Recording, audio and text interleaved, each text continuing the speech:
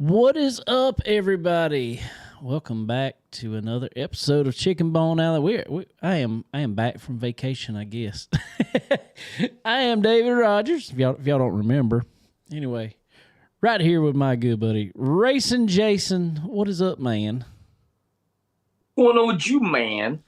I don't know it, man. It's another Monday. You know, back to Mondays, I guess. Yeah, you back in reality, real life now. I guess, yeah. We had a little 2-week show break, I guess. I was out somewhere in the Caribbean for 8 days, so that was nice. Dave? Yo? It froze up. You were froze up. Good? You had an odd stare on your face there for a minute.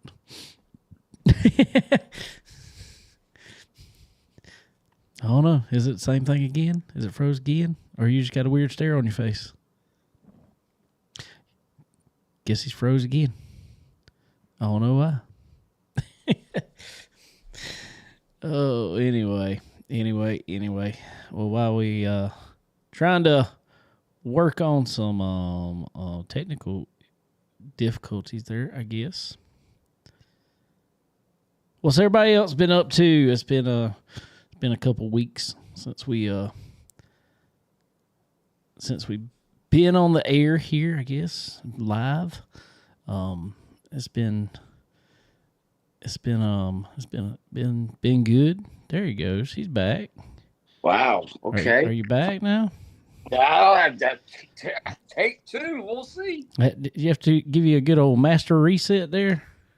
I know I need a master reset new phone. That's what it is. You're not the only one. I found, well, I knew mine was getting, and mine's not even old. I don't know what's wrong with it, but the battery on it I have zero battery life. Like, I have to charge my phone multiple times to make it through the day. Really? Oh, yeah, it's bad. I don't have. Yep, froze again.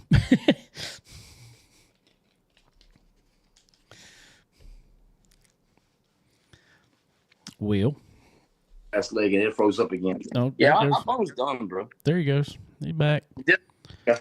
We got you right now. I have no Wi-Fi. I have no flashlight. I can't phone around to take a selfie. Oh gosh, bro, it's time to upgrade. I got to get me a new phone. It just happened last week. Uh-oh. Yeah, took the phone to the phone guy who fixes cell phones, and he said, "Man, I can't do nothing with that." Oh, that was reassuring. Thank you very much. well, if it gets too bad, we'll you can just call me, and then we'll go from there. Yep, he's froze again. So, we might get him to just call us, and we'll talk there. Oh. There we go. You're back for the moment. You want to just call me? Yeah, I can just call you, Dave. Just call me.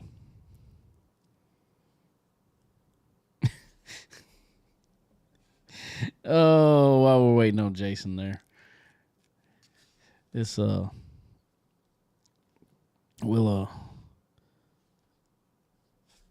get to it here. But anyway, it's been what's everybody been up to? What have y'all what kind of racing y'all been doing? Everybody's wrapping up seasons, man. It's that Cameron, what's up, buddy? What is up? What you been up to, man? What's everybody been watching? What everybody watched this week? Y'all give me some comments and all. Let me know what you watched this week. What race did you go to? I was over at Dillon Motor Speedway. I guess we'll talk about it here in a minute. I was waiting on Jason to get back, and we can kind of discuss about it there for a minute. I was over at Dillon Motor Speedway with a good friend, PJL Motorsports, Profab Factory team. All those guys, we were over there with them. And also Connor raced at Dillon this past weekend. And he was going to be here today, but he's feeling a little under the weather, so he's going to try to make it in here next week, hopefully. He got a bunch of school stuff and all that fun junk still going on. So when he gets all that done, we'll have Connor back.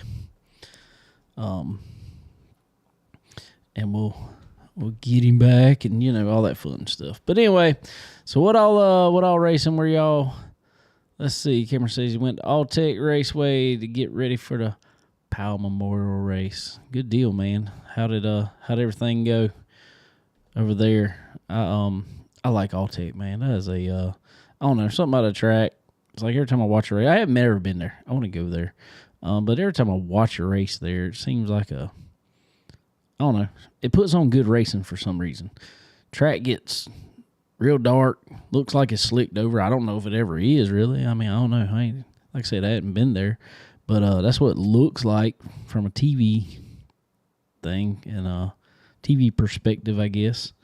So it's pretty cool to watch. Always good racing there. That Powell Memorial Race is always a good race to watch. So many cars show up to it. See who gets in there. That's always a cool race. Where'd everybody else go this weekend? What all racing were y'all watching?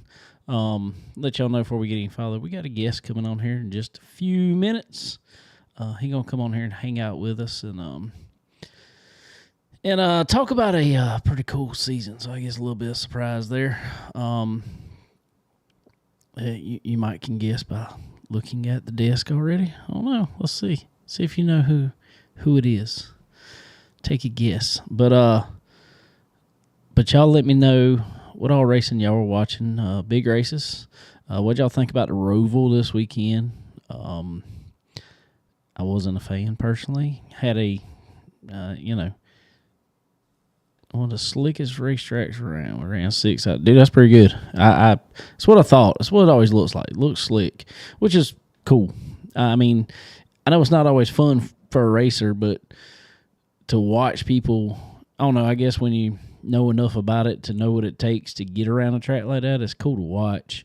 I know sometimes as a racer out there doing it yourself, it can be kind of aggravating, but if you're good on that pedal, then it's fun to do. And when you run 6 out of 20, that ain't bad, man. That's good. That's a good start to going in the right direction for that big race, man. It's pretty good there. Like it. I like it a lot. Like it a lot. So y'all let me know. Let me know. What y'all think about the let's see. We got I think we got Racing Jason back. Jason, what's up, man? Is Chicken Bone Alley there? Chicken Bone Alley is here. Chicken Bone Alley is here. Okay. Good. Oh, what fun! Yeah, this is awesome, man. Appreciate that. Wow. He's on his Nokia 720 or something over there. I'm on my flip. On your Razor? On your Razor flip phone? Blackberry's a Blackberry. I like it. I like it. What you been up to, man?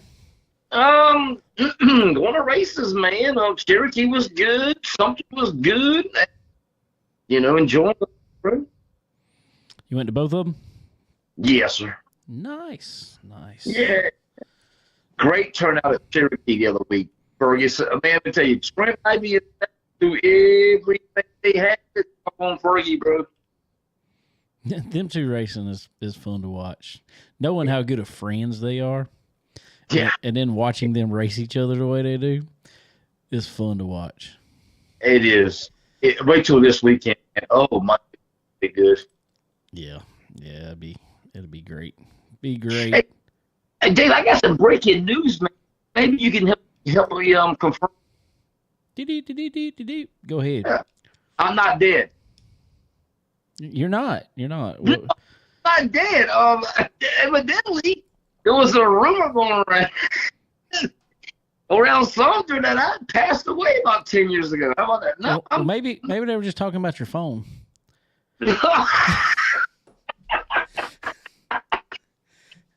Yeah, I would. Yeah, there you go. That's what it was. Yeah. Well, yeah, that's good news. That's good news. Good news. You're not. I'm glad you're not. I'm glad you made it. Well, thank you very much. The resurrection. Appreciate it. I mean, when you go to Sumter, you never know. You never know what's going to happen. Yeah, evidently you don't, Dave. Evidently you don't. Oh, fun stuff. Man, hey, you were on the cruise. You tuned in to Ripping the Lip last Tuesday night, man, with Chris Ferguson. That was awesome. I was home by then. I was home, but I did come off of it. Oh, yeah. When did you? I didn't know you were home. I was actually home last Sunday, but I just had so much, and I didn't know anything that went on from the week before. So, I was like, there's no purpose in me doing any kind of show and just trying to get settled back in, getting everything ready to, I didn't even work last Monday. I just hung around and didn't do much of anything really. Well, no, I'll take that back. I came over. What did I do Monday? I think I came over and messed with race car stuff. Oh, did you get the car ready? It's getting pretty close. Oh, I got to have it. I got to have it done. Let me put this out there real quick while we're talking about it. I got to have it done by Saturday the 18th. And the reason I got to have it done by Saturday the 18th is because, again, race car drivers, and race car owners, race car people, I need some more race cars. I got a event down here at the Langston Ranch in Coward, South Carolina, not far from me here. It is if y'all don't know what Langston Ranch is, man, that's a kid's outdoor dream. They have inflatable stuff. They got slides. They got zip lines. They got, I guess they still got it. My son loves it. My youngest, it's just like a silo, but it had just shelled corn in there, and I mean it's like a ball pit, but with corn instead. Wow. Yeah. But they got, and then on the backside of the ranch, they got it's a farm with cows and sheep and pigs and all this stuff, and that's all pretty much like a petting zoo almost, I guess you say. They got live music out there a lot of weekends, especially on Sundays. But we'll be out there Saturday the 18th with the race cars. And basically what it is, there'll be probably 500 or more kids come through that day. And I just need some race cars there for kids to see, maybe sit in, stuff like that. Just to, get them interested in racing. Maybe, if nothing else, make a race fan. Who knows? Maybe one day you get them interested enough and maybe they're the next driver. We can always use more people in seats here, in the whole racing world in general. So I need any kind of race car. I don't care what you got. Round track, if it's asphalt, dirt. I don't care if it's go-kart. I don't care if it's I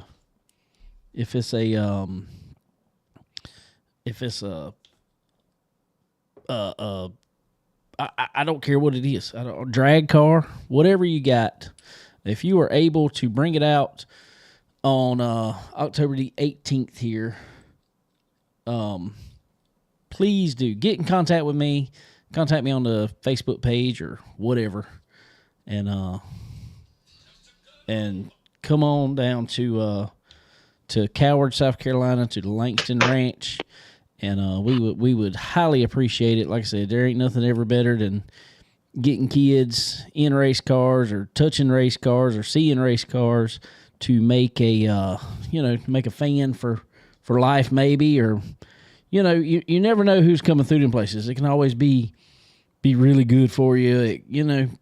There might be a kid come through there that their dad owns a business, mom and dad own a business. You might can make a sponsor out of it. You never know. So I mean, it's cool stuff to do. So like I said, if you're able in the area, please bring me some race cars over to Langston Ranch on October the 18th. Like I said, just shoot me a message. Let me know, and we'll get it all lined up for you. So So yeah, if you know anybody, Jason, send them Yeah, a race car. I'm writing it down right now. Okay. See what I can do. Sweet. Yep. So anyway, we got a guest should be coming on here in just a couple minutes. But man, before he gets on here, and we might have to stop in the middle, you know this, but was out at Dillon Motor Speedway this past weekend, man. Went with our friends over at Profab Headers and PJL Motorsports. Kale, what's up, dude? Kale Maven says what's up. I wish you could come. I wish you could make it to it too, man. That'd be awesome. He said y'all gonna come to the Dirt Track World Championship, man. I wish I could. Yeah, I can't make it on door, bro. Sure wish I could. What a points battle we get. Wow. Well, go ahead on, Dave. But yeah, we was over at Dillon Motor Speedway this past weekend. I was there with, like I said, our friends from Profab Headers, PJL Motorsports, Profab Factory Team. They were all racing the Bandoleros. Hello. Yeah, so that was a pretty good there. They were let's see what else. Who else we have? Connor was racing out there. Connor had his car. He had a good day up until well, I mean, it wasn't a bad day, but car was handling really good during practice, or pretty good during practice. He was top 2 times. I mean, you know, it was kind of back and forth, top 2 or 3. Well, put race tires on, and unfortunately, I mean, that's kind of luck of the draw you get with the Scuff program.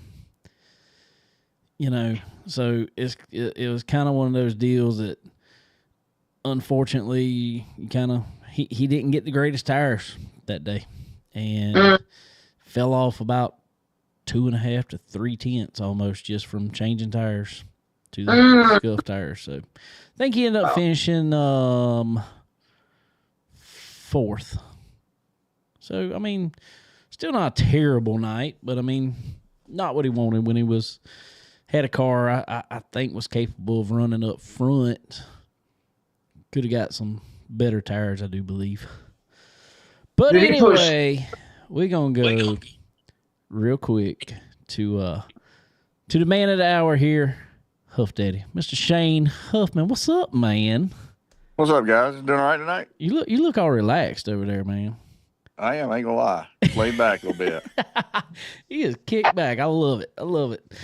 Man, I just want to know, after a weekend like you had, did you even work hard today? I did, but I didn't work long today. Let's put it that way. I left at 4:00, so there you go. When the bell went off at 4, I hit the door with the rest of them, so it was all good. That's good knowing you can do that, man. After you get it done, man. Y'all have. If everybody don't know, Shane is obviously the team manager, and I guess part-time crew chief now. Every once in a while, yeah. At Pinnacle Racing Group, and man, they locked up the championship this year with our buddy Brennan Butterbean Queen. Man, Woo-hoo! That's awesome, dude. And to be, we had you on here. I guess I was like, man, that was a couple years ago now since you've been on with us, man. Yeah, it's been a while. It don't seem like it, but when we were talking with you then, it was kind of just getting started up good. And I mean, but y'all were already showing that was 23. Yeah. Yeah. 23 was our first year. I think Pensacola Five Flags was our first race that we went to with Luke Finhouse there, and I think we ran second. So just kind of started us off on the right foot, and it snowballed from there, honestly. So, dude, it's been really cool to watch, man. And knowing the guys you got over there, obviously under a lot of your leadership, man, and the way y'all have really just taken off, dude. I mean, it's been cool. I mean, from and that's from the outside looking in, but from the inside looking out, obviously, there's a lot of hard work that's been in that, man. And But how's it feel to, after a couple years of digging and grinding to be able to bring home a championship? Two, because you got the driver and the owner championship. And honestly, the owners was the biggest deal. The drivers, I mean, it's a big accomplishment as well. Don't get me wrong, but all the money's paid in the owners' part. So the owners is where we needed to be at and to win it at. But the daggum 18 car, man, they've had a stronghold on that deal for about the last 5 or 6 years now, and so to come in there, and this is our first full year in full time competition and a full 20 race schedule for the ARCA series, and to be able to knock those guys off. It felt good. I'm not gonna lie, but it was a lot of hard work from Stephen Dawson, and Garrett and Mike, Dylan, Aaron, Kevin, all those guys on the 28 car, as well as AJ, the shop foreman, and Jeremy Bowser, and the guys on the late model team, Jonathan and Mark Sudworth as well. So it took a group effort. When we ran 2 cars, it was a lot. We really weren't set up to run 2 cars a lot this year, but we did it. I think 6 or 7 times there, and we did have some help from Spire when we ran the 77 car in their races, so that was helpful too. So so it's been a great year. I think all total we've got 10 or 11 wins. I can't That's remember. what I was trying to count. I think it's 10. Yeah. But that's a good number, I mean, that's, I think I added it up before we went to Toledo, and I told the guys we'd won 42% of the races this year, that we'd entered. And so that's, if you could do that in Major League Baseball, they'd pay you millions and millions, right? So in batting average. So, I think it would be, I think it's something to be pretty proud of, and those guys have certainly earned it. And Brennan did a hell of a job for us all year, obviously. And starting off the year winning at Daytona was huge, and it got the, the tone set and the momentum going in the right way right off the bat. And that was, and then, like I said, it just built from there, and Steve-O and got more, comfortable in his role as crew chief. And honestly, I got more comfortable with him being the crew chief, and not interjecting as much and letting him come to me more at the end of the year there. And I told him from the start, you're going to make some mistakes. There's no question. But I think I was more scared to let him make those mistakes than he was to make them. So I felt like I interjected my opinion a couple of times early there, and then and I realized what I was doing, so I kind of stepped out of the way a little bit and would find me a corner. If we were just running one car, I'd go to a corner of the racetrack that I thought I could help maybe Brendan and see the car in a different way and just relay messages on Channel 2, and work at it that way. And it seemed to be pretty successful there at the end of the year. So. That's awesome, man. Well, just let everybody know while I got it sitting here. I got my Daytona win raced version diecast here sitting on the set now. Signed actually. It's signed on the windshield. Well, yeah, we gave we actually had a win lunch for Kansas and Salem there last Wednesday, and the Daytona rings finally came in, and we got everybody a diecast as well. So Brendan signed everybody's diecast, and so we gave them all out at lunch last Wednesday. So I got mine too now. So that's awesome. That is awesome. Awesome. That is really cool. Dude, but I want to ask, what's it been like this year? You talk about, you kind of had to step back, or not step back. Obviously, you were in this major management role, but you weren't on the box as much this year. You made some obvious good step-ins when you had to, but man, what was it like for you? Really stepping back to that management role. Obviously you've been running that day to day over there, but just on the weekends, I mean, was it a big adjustment for you? It was. I kind of had to find my happy place or a home, and just kind of figure out where I can be useful, and because I'm not much of a racetrack guy to stand around. I gotta have a job or a purpose, and so once I kind of figured out where I could be helpful at and kind of, just lay in the weeds, if you will, and pop up if my name's called, and once I figured all that out, it was a lot more fun, and I even the races that I crew chief this year, a couple of them there, was able to, the win under my name, but like even those, Steven and those guys, they set those cars up the same as they did the 28 cars, and we went to the racetrack exactly the same with both vehicles, and so it was it was a total team effort, and they would hand me a notebook on Thursdays or Wednesdays or Friday mornings or whatever it was, and I would just try to play catch up until we got to the racetrack and then call the day as it went, and I think, probably other than Daytona, and winning the owners championship and the drivers championship, I think probably my next favorite moment would be winning with Austin Green at Charlotte there, and to know how the day started, where we were on the sheet, his comments and his feel. And, I mean, we unloaded about a 7th, 8th place car probably. And as the day went, I was able to, to kind of guide him a little bit and to pick more information out of him as to what the car needed. And then, as the wheel rolls or whatever, we end up basically kind of handed the lead there late in the race. And man, he took the ball and ran with it. And just to watch his confidence grow throughout the day was a lot of fun for me. It was, it just kind of, just give me new light and hope and invigoration on, what I'm there to do sometimes, so that was a fun day for me. And then taking Tristan to Watkins Glen and winning with his first ARCA race, was pretty sweet as well. So it's been a lot of fun. It's been a lot of highlights this year. It's hard to just, pick out one or two, but I mean, just as far as stepping back into the general manager role, I think, as things go forward here, I think we've got a really good, second crew chief hired for next year, and we are going to go to 2 full-time cars, and wow. And so we got a lot on the plate, and so there was, I hope, we're going to take 2 cars to Phoenix. It would be my goal not to have to call the race at Phoenix or practice or anything at Phoenix as well. But, if I do, hopefully that'll be the last time for a while that I have to do that. And then we'll start fresh next year and go to Daytona test with, our 2 teams loaded for bear. So.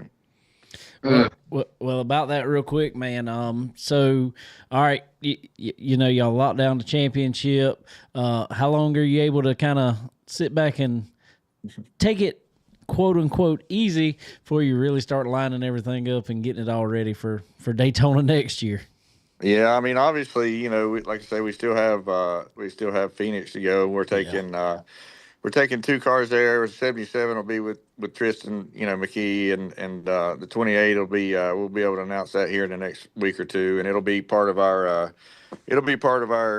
both of those guys are going to be part of our 2026 program, for a major part of it, but unfortunately they're both under 18, so we do have to have some other people jump in and fill in some races here and there for the the Daytonas, Kansas, Talladegas, Chicagolands and places like that. So we've got the second car, with Tristan in it. We've got that car pretty much, that lineup's filled out for the most part, and it'll consist of about 4 drivers.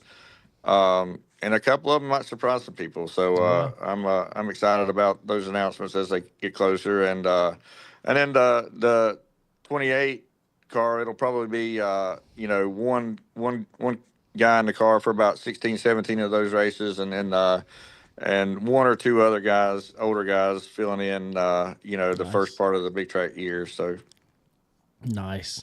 Well, let's shift over to Tristan there for a minute. Man, we've had him on the show before, and I'm gonna tell you what, I think that kid has got just raw talent. I really do. The little bit you've worked with him so far, obviously we've all seen the stuff that's going on in the Cars Tour and at Martinsville and whatever else, regardless of, I'm not placing blame anywhere. Just, we've seen it. So, what is your goal when you go in and working with a young guy like that to to really point them in the right direction? Well, I think you bring up a good point. I kind of glad you brought it up. The Hickory Carstor race and the Martinsville race, in my opinion, were two totally separate Yes. incidents. They the way I saw Hickory was he was kind of a victim of circumstances and got his car, right rear hit the left rear, and when it did, it turned his car sideways, and and the ultimate end result was, landing, getting turned head on into the tires up there, Right.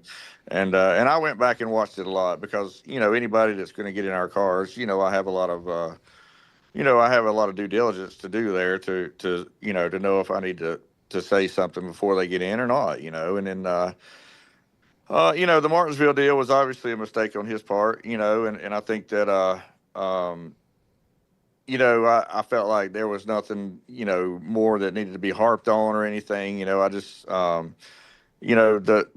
when they get to our level, I think that, those kind of things, should be out of their system a little bit, and those mistakes, if you will, and situations. I think, I mean, you know, we've all been there, right? We've all Oh, made yes. mistakes, and we've all had to grow and learn and become better from it, and I think that, when those situations pop up, if they would ever be directly in our cars, that I would handle that situation immediately, no questions asked, but being that stuff kind of handed out was happened outside of our roof or whatever you want to call it there, that that's really not for me to get involved in, Right.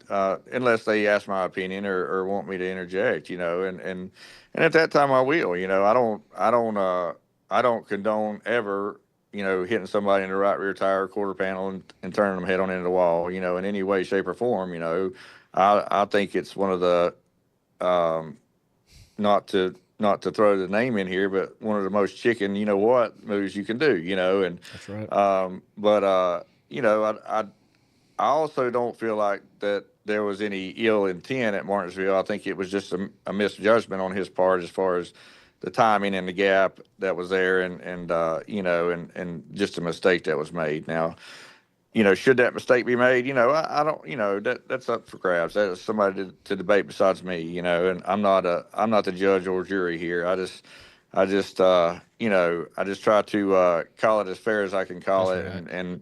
and know that I got an 18-year-old upstairs that that races and has raced 1,000 kart races, and I've seen mistakes made against him and by him, so it's just part of growing and learning and being a young driver. And unfortunately sometimes when that sort of thing happens, it's never really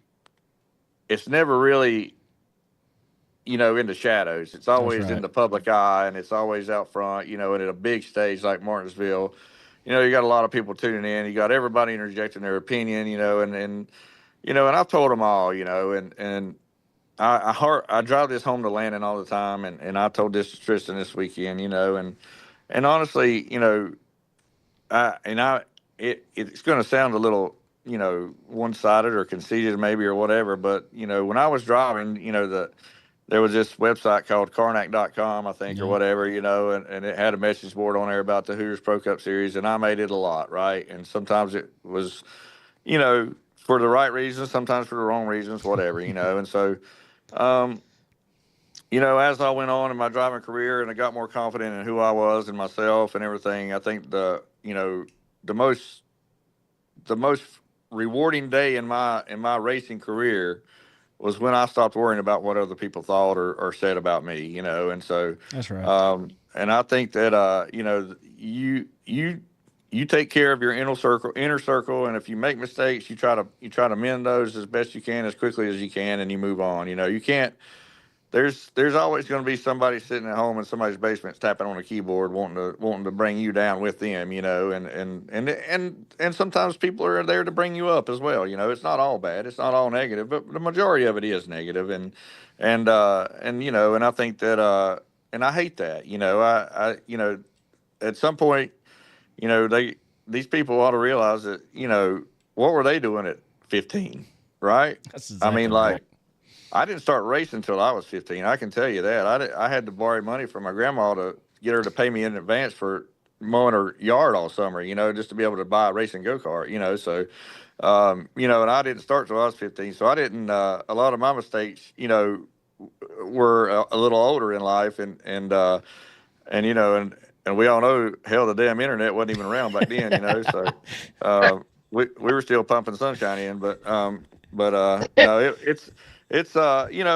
when those mistakes happen, if they happen in the PRG, under the PRG umbrella, then that's a totally different conversation than like what happened with Tristan at Martinsville and Hickory, if you will, and if people ask my opinion, they'll get it, and if they don't, they won't. I'm not going to certainly That's right. input my opinion into something that's not asked of or needed from me, and I will say that the people that were involved in those wrecks at some point in their careers have done dumb stuff too, right? So, I would have to imagine, if you haven't, then you're way better off than Shane Huffman. I promise you that. So, it's just part of growing and learning. And like I said, to me, the important thing is at that moment is, number one is to try to mend that relationship as quickly as possible, and sometimes that's not possible, and That's right. sometimes you can't do it at the racetrack. I think,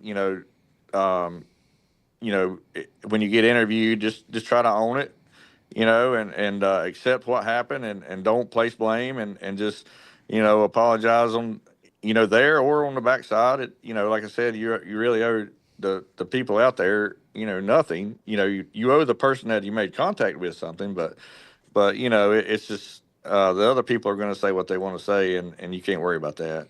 That's right, and you touched on a good point just a second ago. Not that I want to keep on harping on this, but I don't know if it's a good or bad thing or whatever, good, bad, indifferent.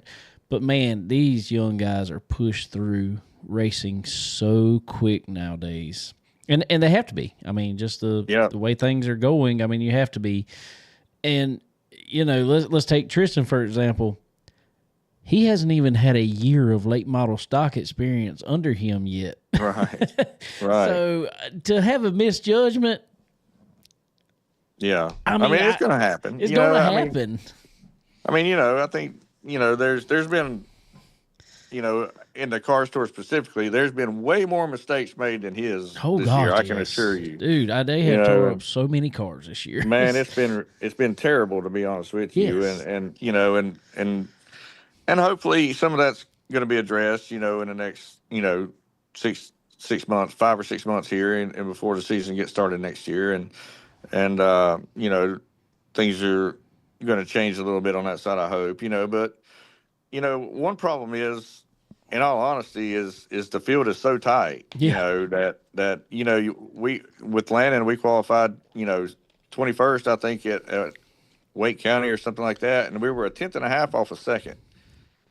And that's ridiculous, and so when the competition's that tight, the racing is going to be tighter, and going to be, kind of dog eat dog, if you will. And I do hate the fact that there's not a lot of passing goes on without hitting, and I thought, for the most part, I was glad that Landon was racing Jared Saturday night or Friday night, whenever it was, Saturday night at Tri-County, and I knew that, Jared was going to do the right things, to race the right way. They made contact a couple times, and Jared, probably got by, because of it. But honestly, he was better, and he, Landon had to come from 21st and killed his tires, the way he was running the racetrack as high as he was and stuff. So, but to come home second, in a race like that was pretty magnificent, really. And honestly, he had some scrapes on it, but man,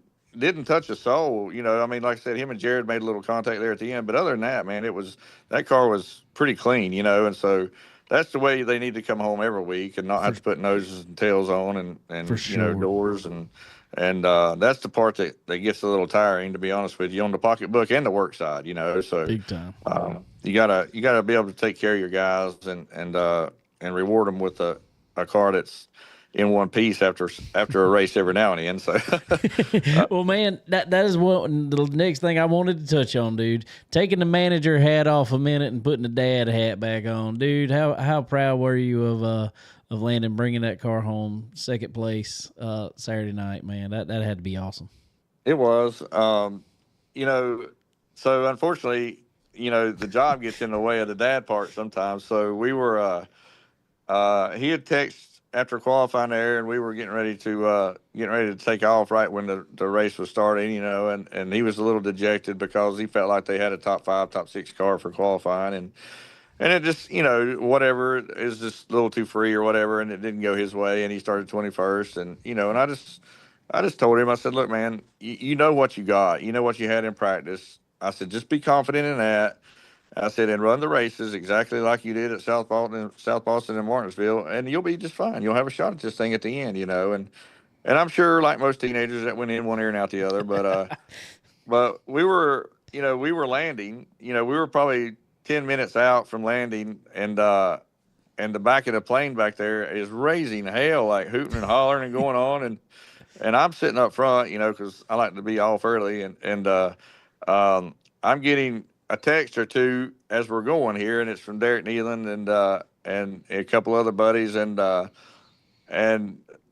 Derek is, I mean, absolutely, he's wrote paragraphs on I guess Derek figures I'm already back and I'm there, so and so I'm like, what the hell is going on? Did we flip? Like, I mean, I don't know what's going on here. Like, I'm getting all these text messages, the back of the plane's raising Cain, and and Tristan's texting, as fast as he can, and he's at the back of the plane, and so I land there, and I kind of figure out, man, when I landed was exactly the time that the other landed, and Chad McCumbee got together there, and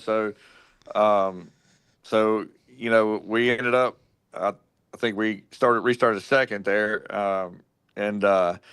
and so that's about the time I was able to start watching it, and I just wanted it to end up being a good top 2 or 3 finish for him, after coming from 21st, apparently the way he had done, and just reading through text messages and stuff, and I was forwarding Derek's text to the guy that was spotting, as fast as I could, because I didn't know what the hell he was talking about. I didn't know where we were running, so I didn't know we were running at the top. I thought we was going to run at the bottom, so I mean, but he found a way and made a new line and made his way up through there pretty successfully, and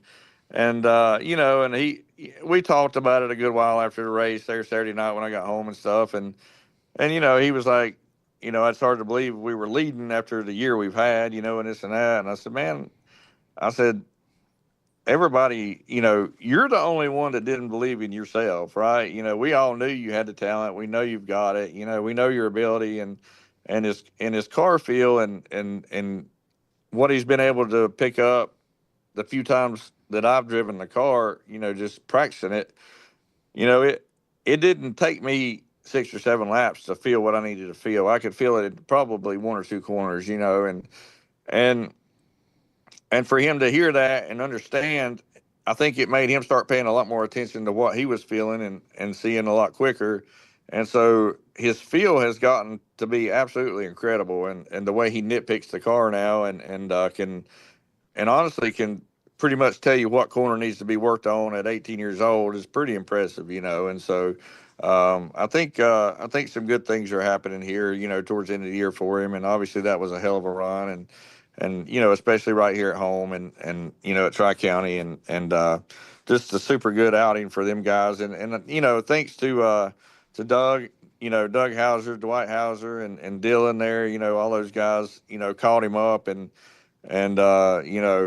asked him to drive, and Mark, Mark and Jerry Webb, of course, had no problem with it. And those guys, they paid all the bills. Lennon just showed up with his helmet. And so that was, I think that in itself gave Lennon a lot of confidence right there. Just that, somebody besides my dad and mom and the people there around believe in me. And so that, I think that probably did him more good than anything, honestly. So like I say, we got some we got some stuff working behind the scenes here for him for the future, and hopefully some stuff will come together here for him next year. I'd like to see either run South Boston all year or something like that, or the Cars Tour deal if they make some some minor changes and tweaks to the system there, and something like that, and maybe work on trying to get him in an ARCA race or two down the line, if it's possible. But it's tough, because our cars are filling up quick, and so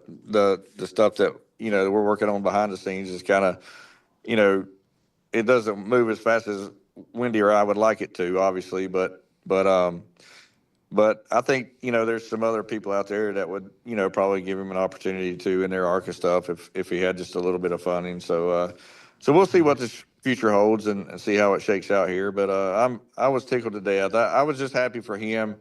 That was nothing to do with me. That was nothing to do, with his mom, other than being there supporting him and me texting a few times. I never went to the shop one time. I never went to the test they did a few weeks ago.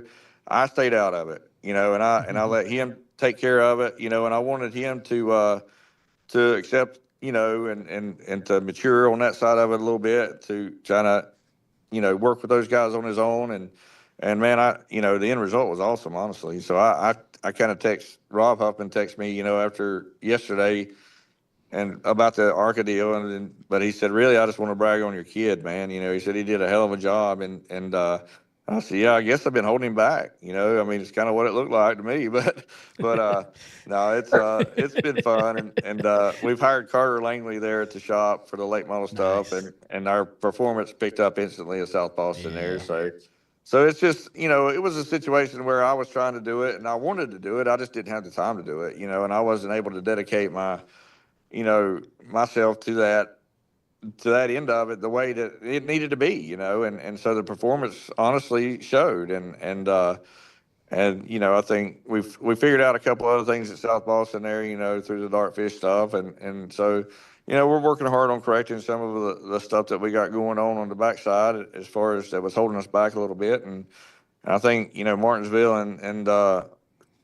and Tri-County was two good showings there. Hopefully what can come the rest of the year and next year.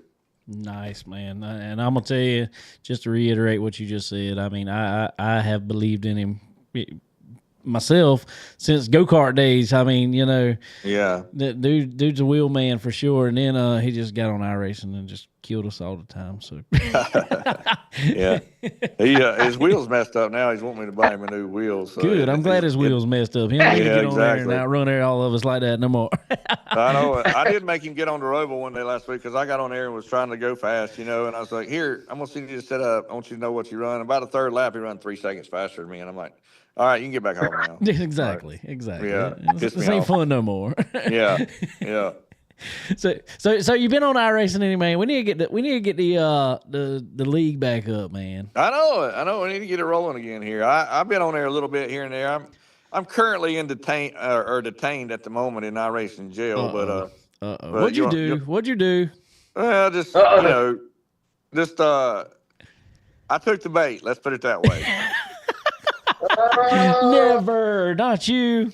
I was baited, and it was at one of my favorite tracks, and I was leading the race, and or I was passing the guy leading, and the guy comes out of the pits and turns me around and getting into 3, and I didn't really say much to him. I just kind of said, hey, dude, you can't really pull out, on the backstretch like that in front of the leaders and not, and pull right up in traffic, basically, and so, of course, I'm rolling around there, and he slams his brakes on me, and so I didn't say nothing. I just went down the pit road and got my truck fixed and come back out and got the lucky dog and restarted behind him and drove by him, didn't touch him, and then he right hooked me, and that was all it took. It was over after that. So,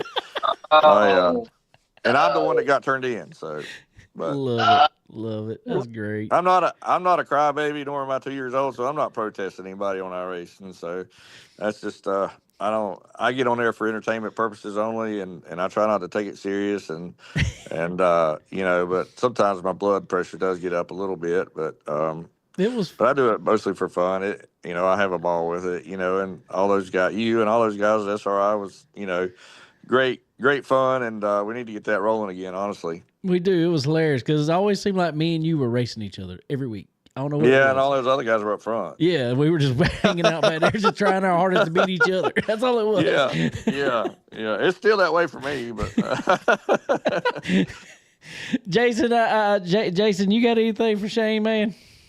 I just want to say congratulations on 25, man. Going forward in 26, are we going to see any track changes, new tracks on the schedule, or no big changes in the schedule? Yeah, they did release the ARCA schedule there Saturday, I think it was, and of course Pocono and Chicagoland are back on the schedule. Unfortunately, Charlotte came off, Dover came off as well, and then I think they're still talking about the first East race of the year, whether Pensacola is going to have us back, or Five Flags is going to have us back down there. We're going to have to find another venue for the first East race. But I think that in itself, and obviously when Dover left the schedule, that was also a combo East race. So I would look for that to be at one of the short tracks, be it Toledo, Berlin, Elko, something like that. Be a combo race there for the fourth combo East race. And I think really the only unknown right now is going to be the standalone East race that starts the year off, or it may not. It may end up not starting the year off, but that's where Pensacola was. So hopefully we go back to Pensacola. But if not, I'm sure Ron Drager and all the guys at ARCA will find a suitable replacement. And somewhere in the southeast where it's warm, I hope at that time of year, and we'll be all right. I'm lobbying for a race, the ARCA National at Darlington, man. I think that'd be good. Ooh. Yeah, I don't know if our budget can stand. That's what I was going to say. Y'all have to fix a lot after. Yeah. I've seen them race at Toledo this weekend. So oh God, no, I'm joking. It was, but I would kind of like to see it. I mean, look, when I talk about my favorite racetracks, they used to be the ones that I really like racing on. Anymore, they're the ones that's closest to my house. So Tri-County would be a great fit for me. Yes, so. and I think we need some more down here in the Carolinas, man. We don't. Yeah, ARCA's kind of scarce around this area. It is. We got Rockingham's. I'm pretty sure he's going to be back on, and and that's it as far as North Carolina goes. I mean, Bristol's back on the schedule again next year, but as far as I know, I can't. Oh, hell, I'd be all right with Wilkesboro too, but. Yeah. But somewhere close by, hour and a half away. That's what I'm looking for. Good deal, man. Well, man, once again, congratulations on leading the team there to obviously Butterbean with the driver championship and the owners championship, man. And I appreciate you coming on here, and man, y'all go get them at Phoenix. Well, we're going to try, and I do want to say, thank you to John and Lori Staten and Hunter Staten. They're the folks that have supported Brennan, up to this point with Best Repair Company, and man, just such fine people, and John and Melissa Folsom, with Folsom Fence, those guys, came on board there later or middle of the year and done a couple primary races with Brennan as well, and just. Brandon McReynolds with Clear 28, it's been a pleasure working with him. And he's really the one that had the vision for Brandon and John and them guys to come to PRG and spend a whole year. And honestly, it looks like that's really going to pay off for them. They got some stuff that they're going to announce in a few weeks. And man, I couldn't be any more excited for them. And I know it's just as big. John feels like Brendan's his second son, and so, that whole group has been fun to travel with this year and to be a part of, and we've had some other partners, Wix Filters and the Drive Chef Shop and people like that. Off Axis Helmet Paints, Greg Stump, man, he's our landlord, so I got to throw him in there. He'll kick us out, but just the whole group, man. It's been a lot of fun, and we appreciate everybody that supported us and it's been a lot of fun for me learning on this side and trying to build an organization the right way, or what Jerry and Mark Webb envision as the right way, and do things the right way, and have the right culture in the shop and the right environment, and try to help people build build themselves to whatever they want to be, you know. And so it's been a lot of fun for myself and Wendy and Landon and Laney to be a part of it as well. So Yeah. I couldn't be any happier with the way it went, and I appreciate you guys having us on. Well, one quick question, man. I don't want to hold you much longer, but I got one more quick question that you brought something up right there, and everything you said, 100%, man. What is your vision for PRG there, as far as, you know, talking about these drivers coming up? Obviously, ARCA is always a stepping stone for people, but is that what y'all are really looking to, is to develop these drivers into, obviously y'all already have with some of the drivers that have come through there, into NASCAR quality drivers? I mean, is that what y'all's goal is? Well, I'm not going to say it's not our goal, or, you know, the target may not change or broaden, but presently, you know, I think if you look at, you know, this was, you know, the Venturinis in namesake, you know, per se, last ARCA race this past weekend. If you look at Bill and Billy and Kathy and, you know, and everybody involved in that deal, you know, and what they've been able to do in the ARCA series. You know, they dabbled in the truck series a little bit a few years ago and stuck their feet in it and stuff. And you know, I think that, but as a whole, Billy's done a hell of a job in building a business model out of a really tough model to build a business out of, you know, and so I think my number one goal is to get to where I can be, you know, in the green for a year, you know, or as close as possible, you know. And I think, you know, we're really close this year, but we're not going to quite be there. And so next year, you know, with 2 cars and you know, having them run the full 20 race schedule and the 4 East standalone races is, you know, I feel like I'm going to be a lot closer and should be able to make it happen. On paper, you know, I've spoken with Billy a lot, and 3 cars is where you have to be to kind of be in the green area safely, right? Without taking, you know, any major risk on, you know, tearing a bunch of equipment up or blowing a bunch of motors up or something like that, you know. So, you know, I think that, you know, eventually that, you know, we may dabble with 3 cars in 27 a little bit, kind of the way we've done this year, you know, with 2 cars. So we're going to build slow. We're going to grow slow. And, you know, by 28 or so, if the truck series has figured out their direction and what they're going to do, you know, with the chassis and the bodies and all that, then I, you know, who knows? We may grow into that a little bit, you know, but, Nice. but, you know, I think right now the target and the goal is to be the best ARCA team out there and try to do things the right way and go about it the right way and you know, provide, you know, rewarding, fulfilling careers for people that want to, you know, be a part of the ARCA series and a good company and grow. So. Good deal, man. Well, that sounds great, buddy. Well, man, again, thank you so much for jumping on with us, and we got to have you back sooner. We can't be going a couple years anymore. No, hell no. I'm ready anytime. I'm good. So I'm going to make it up there to the shop one day, and we're just going to do a show at the shop. That's what we're going to do. We can do that. We can go live. That's what I'm talking about. Oh, all right, brother. I appreciate you, man, and I will be talking with you sometime soon, buddy. All right, well, thank you, guys. I appreciate it. Thank you. All right, everybody. Our good buddy, Mr. Shane Huffman, hanging out with us tonight, giving us a ton of time tonight. Sure appreciate him. Me and him's been buddies for a few years now. Especially you know, when we were doing all the iRacing stuff, like we were. Like I said, I want to get back at that, man. That was fun times, and me and Shane became pretty good buddies on there, and got to talking, and he kind of found out what we were doing and got to listening to the show, and it seems like here anymore, me and him text each other a couple times a week here lately. So sure appreciate him, man. It's cool to have him on here and seeing what they're doing, man.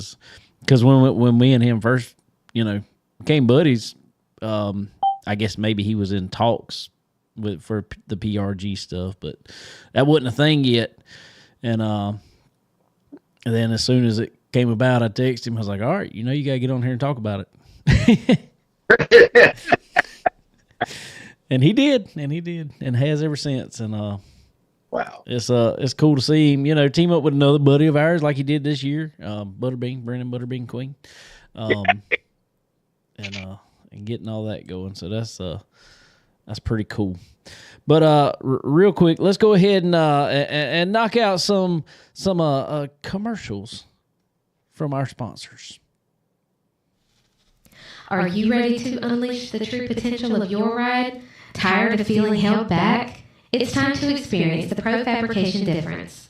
At Pro Fabrication, we don't just build headers and exhausts. We engineer performance. Crafted with precision from high-grade materials, our systems are designed for one thing: maximum power. Feel the instant increase in horsepower and torque. Hear the deep, aggressive rumble that turns heads. Our expertly designed headers optimize exhaust flow, while our performance exhaust systems deliver that signature sound that you crave. But it's not just about power and sound. Pro Fabrication means durability you can trust. Built to withstand the toughest conditions, our headers and exhaust are an investment in long-lasting performance. Whether you're hitting the track, conquering the trails, or just cruising the streets, Pro Fabrication gives you the edge. Experience smoother acceleration, improved field efficiency, and that unmistakable feeling of pure driving exhilaration. Don't settle for less. Upgrade to Pro Fabrication headers and exhaust today. Pro Fabrication headers and exhaust. Quality that wins. Chicken Bone Alley is brought to you by SRI Performance. They are your one-stop shop for all things racing. Do you need performance parts? Look no further. They offer a wide range of high-performance parts for various types of racing, including stock car racing, dirt racing, and more. SRI Performance also has the most knowledgeable employees in the industry. If you're looking for that hard-to-find part, they've got it. And if you're wondering how to make it work on your car, they know it. Check them out online at www.sriperformance.com. And when you do, don't forget to use the promo code CBONE10. That's C as in chicken, BONE10, and get 10% off at checkout. Stock Car Steel and Aluminum is a full-line steel service center stocking thousands of sizes, shapes, grades, and types of metals and plastic. If you need it, they have it. And if not, they work fast to find what you need and get it to you. Stock Car Steel and Aluminum also has the ability to cut orders to your specifications as requested. Their dedicated team not only brings many years of experience to the table, but they are always ready and willing to lend a hand with anything you may need. Stock Car Steel and Aluminum. Your material needs are covered here.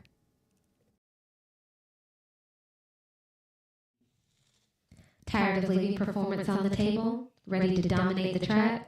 For decades, Earl Ramey Racing Engines has been the secret weapon of champions.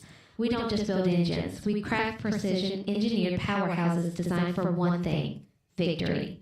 From meticulous machining to expert assembly, every Earl Ramey engine is built with uncompromising quality and a passion for speed. We understand the demands of racing, and we deliver the reliability and raw power you need to cross the finish line first. Whether you're tearing up the asphalt or conquering the dirt, Earl Ramey Racing Engines provides the competitive edge you've been searching for. Don't just race, conquer. Contact Earl Ramey Racing Engines today and let us build your winning machine.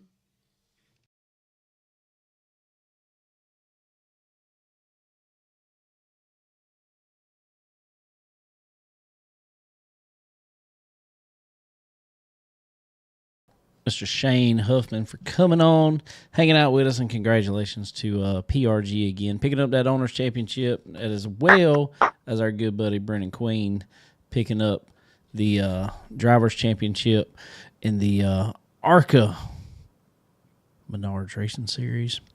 Still got Phoenix to go, like I said, but man, it's got to feel good going in that race, knowing it's done.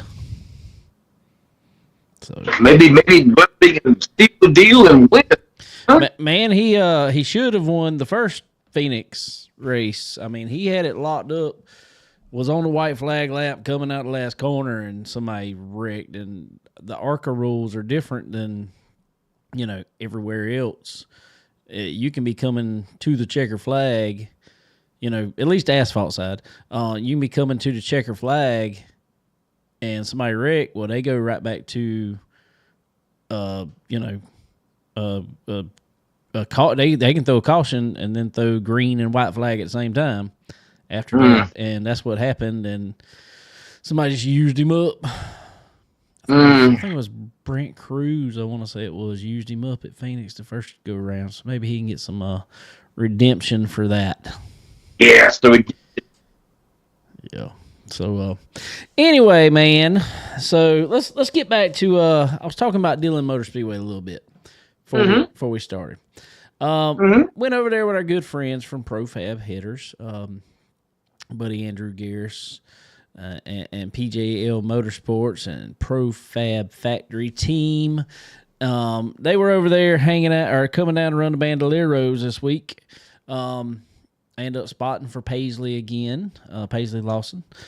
Paisley and Jack Lawson both run, both very young, still learning. And Paisley ended up, I want to say she ended up in 4th place. Yeah. But I'm gonna tell you, she got faster and faster every time we got out. And, I was fortunate to be able to, I guess, kind of coach her a little bit. Fortunately, I've, ran quite a few laps over there. Not saying I'm the best by no means, but I've ran quite a few laps over there. And the line she was running to start with, she was almost perfect line. We just had to get her, trust in the car a little more, stay in the gas a little longer, get back in the gas a little earlier. And by the end of the race, she was putting down times good enough for 2nd place, or to be competitive for 2nd place. We were just a little far behind and couldn't get going far as that goes. But I mean, so there was improvement there though. So I mean, that's all you can ask for sometimes. Yeah. So there was that. Like I said, Connor. I think he kind of got a bad set of tires, or just a not great set of tires that didn't match up with his car. We'll say that.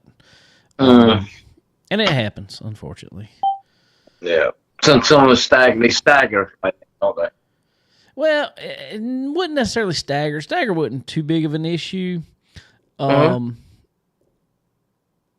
She just, or he just, I don't know. I think there was tires just in different spots that, had some wear, age, or heat cycles more than he needed. So, I don't know. It is what it is. Some. Just looking at a tire issue. We'll be here to midnight. Dude, I'm gonna tell you. Be there. I think that's Shane was just talking about that even at the Cars tour. How everybody's so close, and I'm like, well, we didn't get into it. We didn't get in the weeds. I didn't want to get him in trouble by no means. But man, when you got a tire that doesn't fall off on a 3,200-pound late model stock, and it don't fall off over 150 laps, I mean, everybody's going to be close. And I mean, that's issue there on the new tires, but then we get them after the heat cycle, and there's no telling, they might be fast, they might be terrible. So you still never know what you're going to get. Yeah, you don't. Another thing that I guess I need to talk about a little bit. I was involved in this a little bit. I mean, little Ricky Lottler texted me, I don't know, it was probably 5 minutes before his race. He's like, hey, can you come spot for me? I was like, sure. Okay. So Johnny on the spot. So I go grab all the radio and everything. Well, I didn't actually see what happened to him in qualifying and stuff, but he said they had issues all day long with the car. And unfortunately, oh God, I just dropped the phone. You still there? Uh-oh. Hello?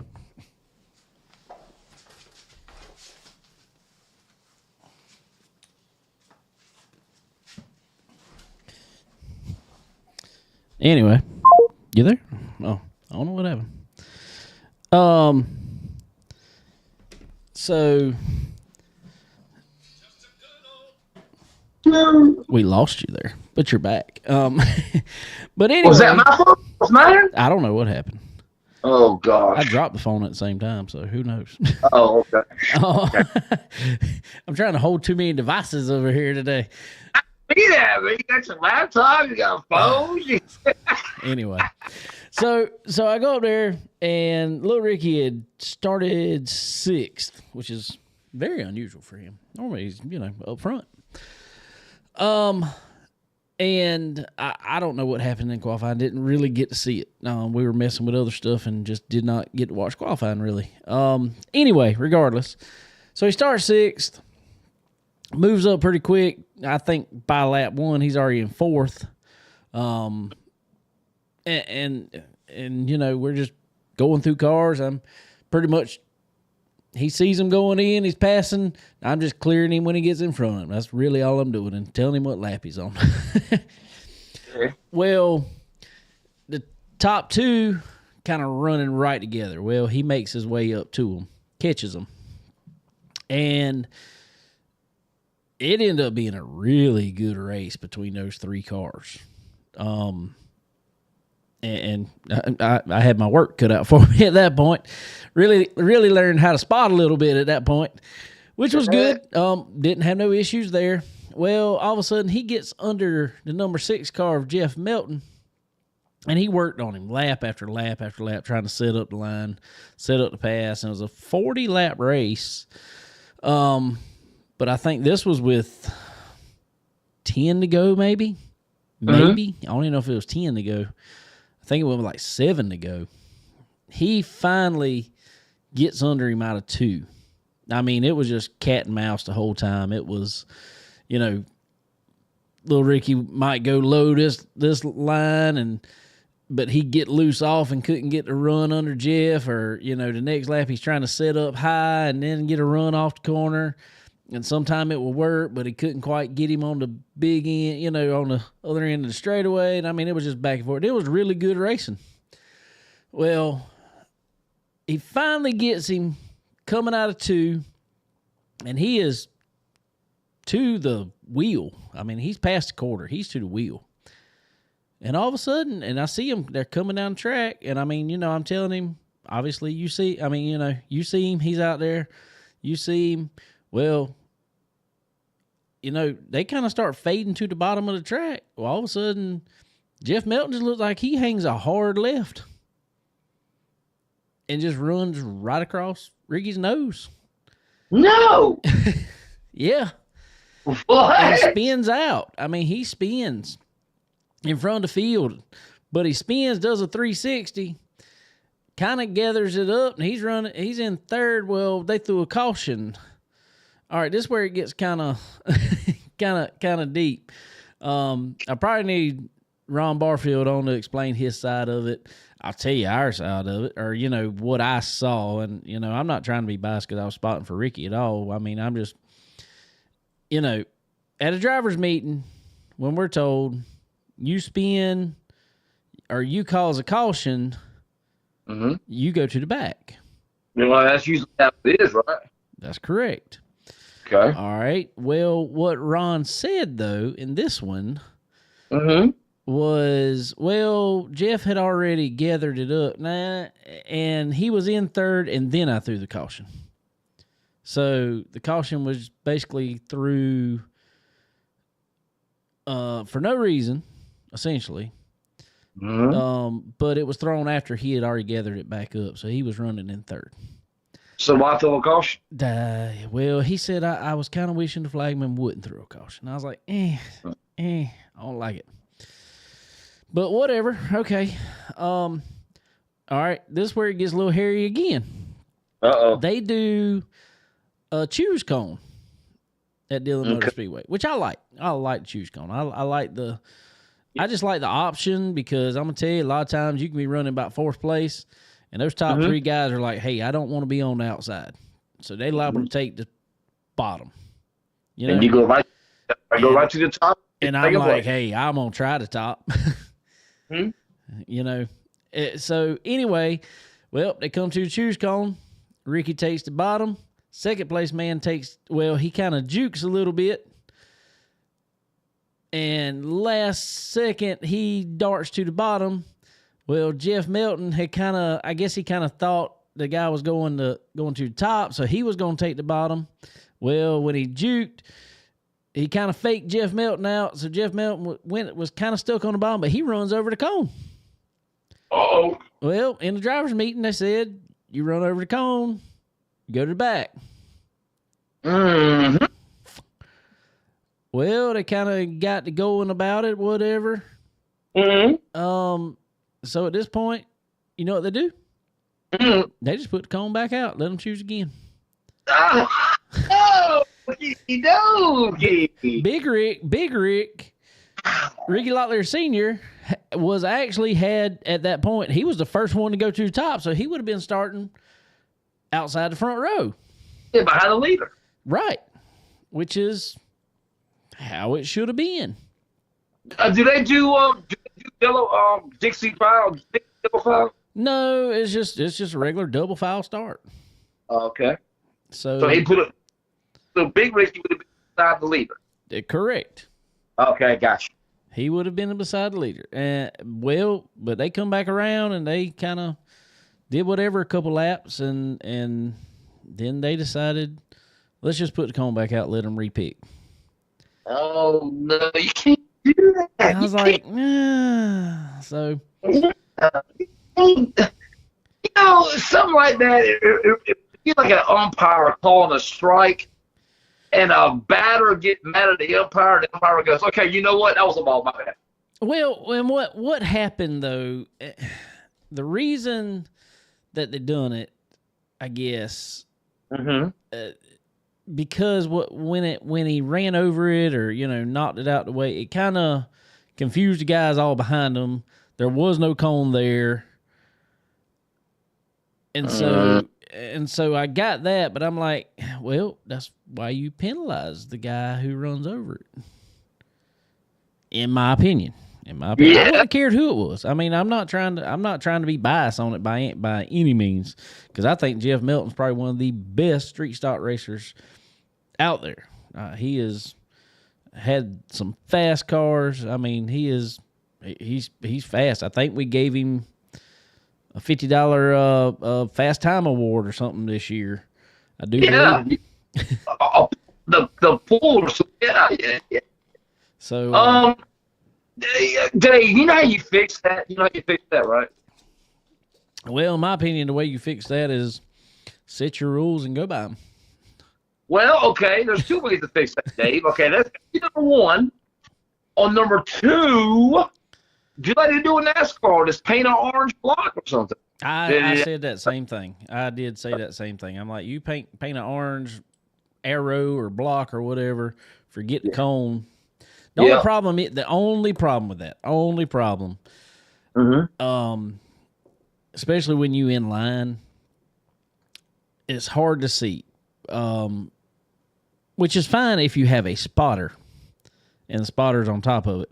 Well, the problem comes in then on these short track stuff like that is you don't always have a spotter. Well, some people don't always have a spotter on the tower. They got them, on their trailer or something like that. And then there's some guys don't even run a spotter, especially in street stock and stuff like that. So that's where that kind of gets a little hairy, I guess. The spotters are not mandatory. I don't think so. No. So it'd be like what I'm saying is, on my side, who was it? War of Outlaws, you can't have pick makers, but in that series, you can have a spotter or you don't have that spotter, right? Right. Okay.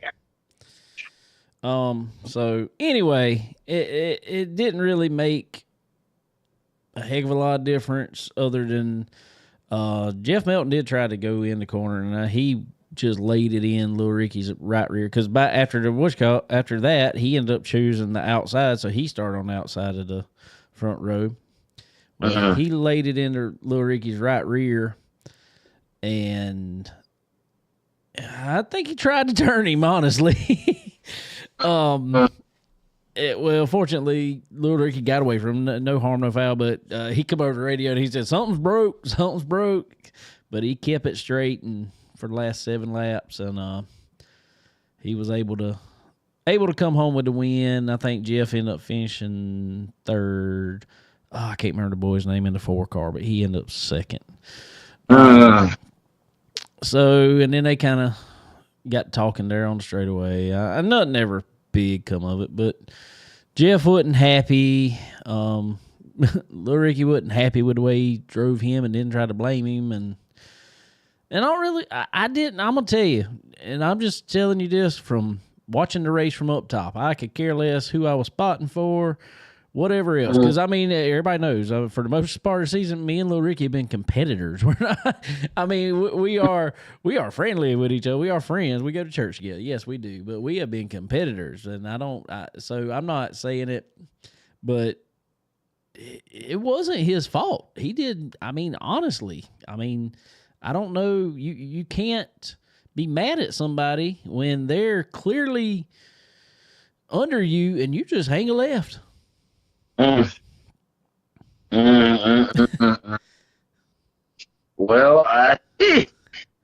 you know they say, Dave, you get somebody on the right side, you're trying to take somebody out. You get somebody on the left side, that's racing. That's right. That's right. I don't know. So, I mean, but it was a fun night at the racetrack. So that's for you, bro. Yeah. So anyway, so that was pretty much all of our racing this weekend. We did I will say real quick, Friday night over at my buddy Dustin's house, it ended up turning into a whole lot more than I thought it was originally going to be. We got together. We all play yeah, it was a good street stock race there Saturday, Tanner. Also a good race to you, man. I will say Tanner Askins did win the 4-cylinder race there without lights at the track. It was kind of dusk dark, sun going down, and something happened. Obviously, power just completely at the track. It all flashed. All the track lights went out. The concession stand, all you saw the power go out and come back on. So, I mean, it's just I don't know what happened, but the lights, the track lights take about 15 minutes to reset. You know, they're the older style lights, and they have to go through a cool down process before they come back on. Mm-hmm. Well, they threw the yellow flag, and I guess somebody asked somebody, "Hey, y'all can still see enough out there?" And I guess I'm assuming somebody said, "Yeah," and they just raced with it like that. Oh my God. Wow. I said, Okay. y'all go. But anyway, while I was getting out there, Friday night, we went over to my buddy Dustin's house. We all play music for the church. They play at the Effingham location that I was at. Now I'm at Hartsville. Me and Kayla are at Hartsville, obviously. Well, I thought it was just going to be a few people over there. I think it ended up turning into, there was 25, 30 people over there, and we was playing a bunch of worship music, church music, all that good stuff. So it turned into a really fun night, and ate some hot dogs, and so that was a lot of fun. Cool, man. Yeah. Cool. So anyway, that was Tanner said I couldn't see nothing after lap 15. Oh wow. That's funny. That is Yeah, funny. that's good. I mean, it wouldn't have been funny if something would have happened, but it you know, being that nothing did and everything went okay is funny. So it was Wow. it was kind of an exciting night at the racetrack.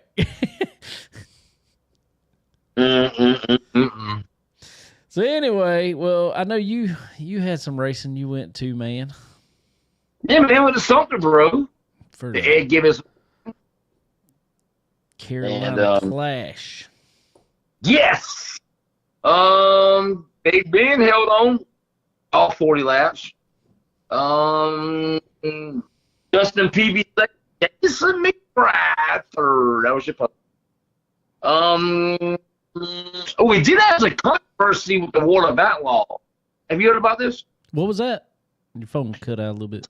Controversy down there at was it Boot Hill? No, what was it? I don't know. I didn't hear nothing. Hello.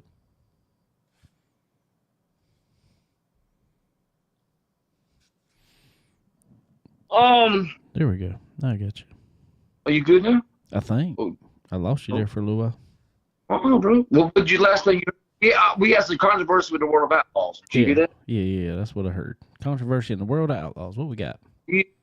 Well, Dave, well, I don't know the difference is. I really don't.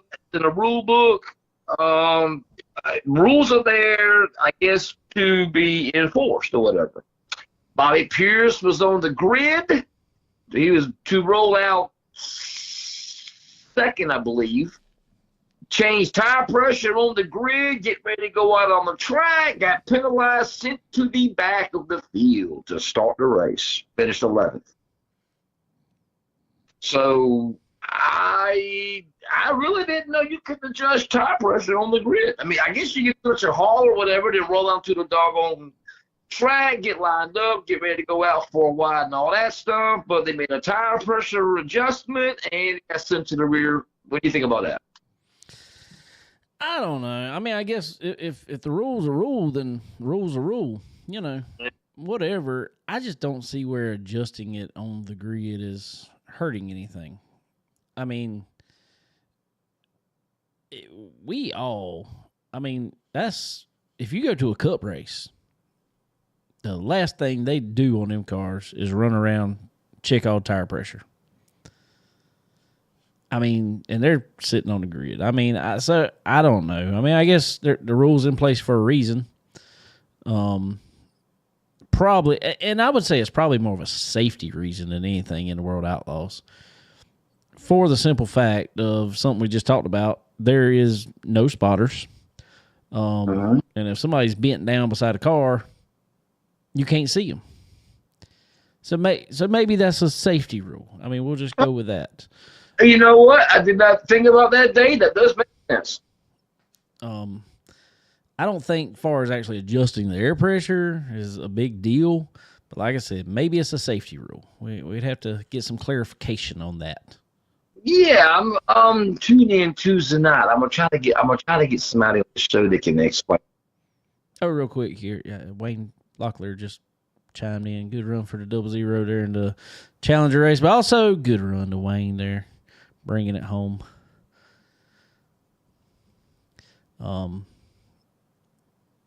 But yeah, I mean that'd be the only real thing I could see. I mean, those cars everybody knows, especially if you're sitting in the driver's seat. In my car, I mean, any race car, you can't see the wheels, you can't see anybody bent down on the side. So I don't know, maybe just a thought.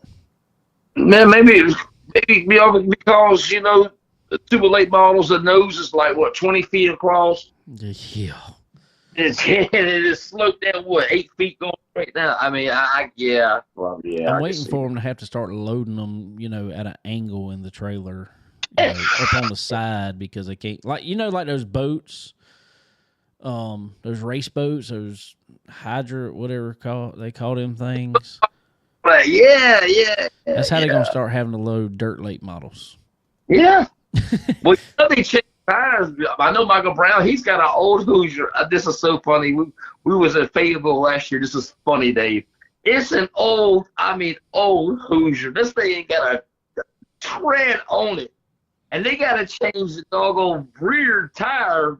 Let's see, right rear footer deal in the hauler. I looked at Mike. I said, "Did you race that tire tonight?" It was. Oh yeah, I mean, even in the asphalt stuff, the guys like the car store stuff. Mm-hmm. I mean, and it's one thing because they, of size. I mean, our tires rub the fender wheels. We don't have ramp overs. I mean, so we ain't that big yet. We ain't that wide. But our tires are about, we got a couple inches on the fenders on each side. But there's a lot of guys, especially like Cars Tour stuff. They use what they call load tires, and all they are is just a standard street tire, like an 8-inch wheel, wide 5 wheel that they'll put on. But what the biggest reason, other than anything, these steering boxes that we're running on these things, and Dirt Super Late Models just as bad. That's why they run that steering buddy and stuff like that on there. You can't hardly turn the steering wheel without it running. These 8-to-1 and less, steering boxes. You literally, if the car's not cranked up, you can't hardly turn the steering wheel. It's so funny. Last year, Cherokee, also Kirkpatrick, stopped me. I was walking by. He said, "Hey, man, can I borrow your back for a second?" I said, "Oh, got to push a race car. All right, let's go." "Yeah, Dave. You already pushing a 3,000-pound race car." And like you said, with no power steering, that thing ain't cranked up. Yeah, it's a job. It's a Dude, job. I'll tell you, there's some boys that I see them at every race, but especially like Cars Tour races. Every one of those cars, they got it's like a 24-inch steering wheel or whatever they can get, 22-inch steering wheel that they'll put in the car just to push it through the pits.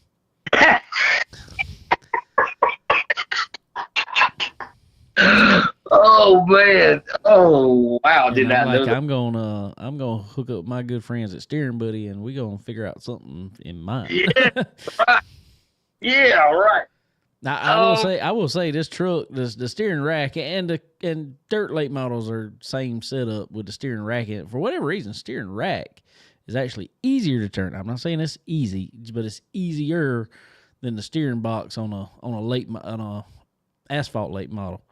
Mm-hmm. I don't know what it is about them things, dude. That I had a 10-to-1 in my car, and some of them boys running 8-to-1s, and man, I don't know how much force it takes to turn it, but it's all you got. A weak mind and a strong back. I'm telling you, boy. God, it's crazy. Real quick, before we go much farther, I want to thank our good friends over at Fresh Chef. Fresh Chef, ladies and gentlemen, all up in the Race City area of North Carolina. If you are in town for anything up there, please head over to Fresh Chef. Tell them we sent you. Check out their daily food and drink specials. They are on time, and it's so good. So good. So y'all go check out our good friends at Fresh Chef, and tell them we sent you, like I said, and go check out.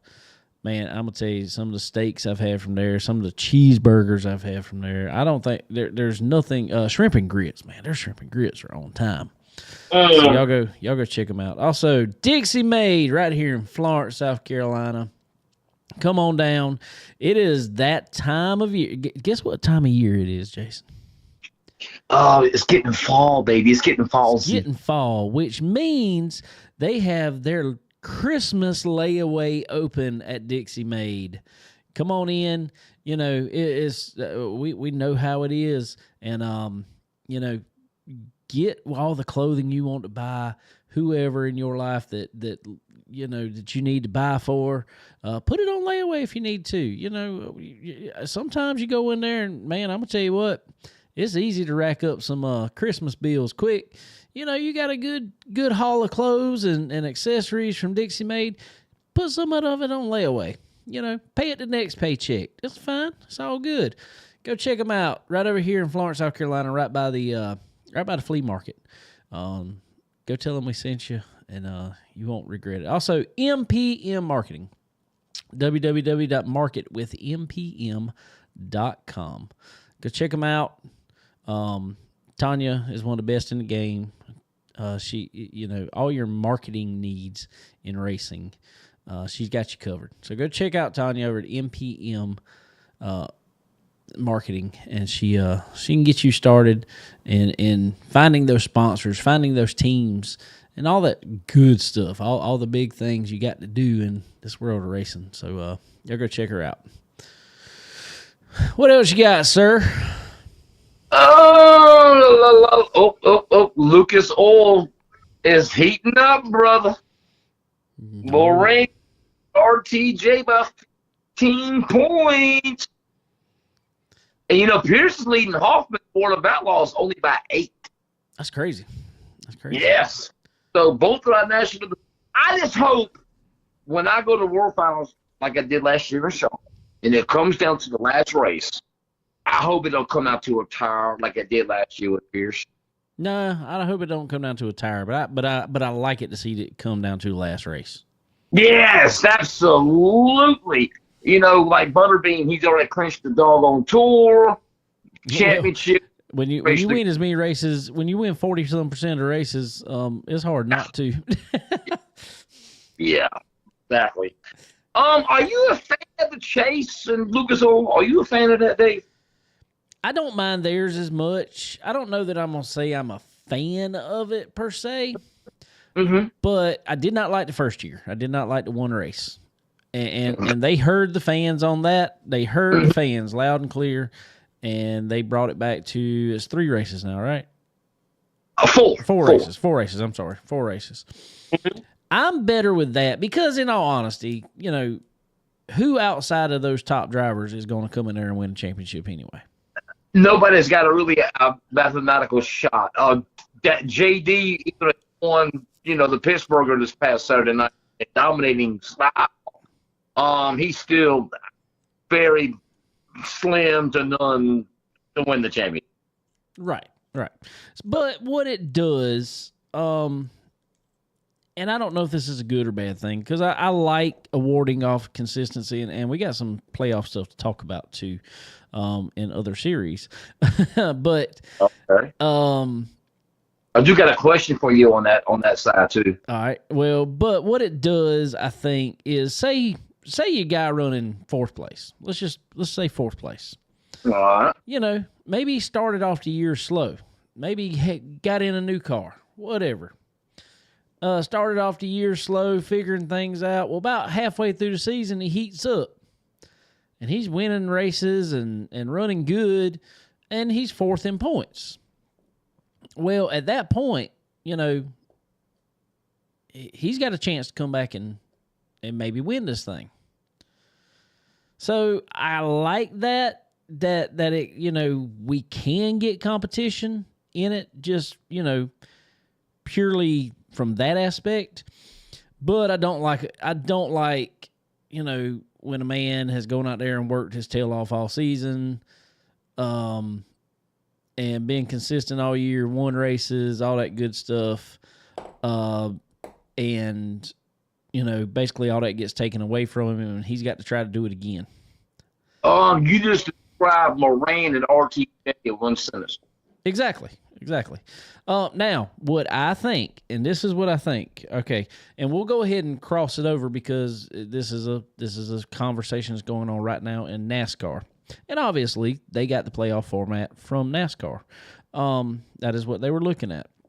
Well, NASCAR, we talked about it weeks ago that NBC was kind of in the room saying, "Hey, no, we signed up for a playoff deal. We want playoffs. Well, all of a sudden, it was reported last week, I think it was, there are big talks that they may go back next year, possibly, to the old format, to the old Winston Cup format. You mean 36 races to determine a champion? Correct. Oh, wow, okay. They're big. Now, what I think they should do, and I think this could have been done a long time ago, because it wasn't, man, we all know, on the NASCAR Cup level, it was not, it wasn't that fun to watch them lock it up 2 races before the season was over. It wasn't necessarily always fun to watch. What I think they need to do, and this could still happen, that could still happen, but in my opinion, get rid of playoffs, get rid of winning you're in, all that junk, and just award more points for winning. If you award more points for winning, everybody's going to be pushing way harder. I'm not saying they're not pushing hard already to win, but nobody, if you got a car running second, he's not just going to say, "Oh, we're going to run second and have a good points day." No, it's not a good points day unless you win. Dave, can we bring back bonus points for leading the lap and all that good stuff like we did back in the day? Well, they got the fast lap bonus point now in Cup, which kind of got exploited by, and they had to make an adjustment on the points. Well, not an adjustment on points, but adjustment to the rule, pretty much mid-season, I think, or they're talking about it. I don't know if they made a adjustment or not. Because what was happening was they're getting a bonus point for having the fastest lap of the race. Well, Kyle Larson exploited it, I think. I know it was once, maybe twice. They went and got wrecked, early in the race. So they went in the garage, put the car back together, fixed it, and pretty much put a qualifying setup on it just to go out there and get that 1 point. Wow. And then come back in, got the fastest lap, then come back in and, put it back in race mode. And they knew they wasn't going to really gain any positions anyway. But they wanted that 1 point, which that's cool that 1 point matters that much. But now I think they're going to, you have to be on the lead lap at the time to get it. I think it is. Okay. Which makes sense. I get that. Back in the day, Dave. Okay, you got 5 bonus points for leading a lap. What did you get bonus points for? I can't remember.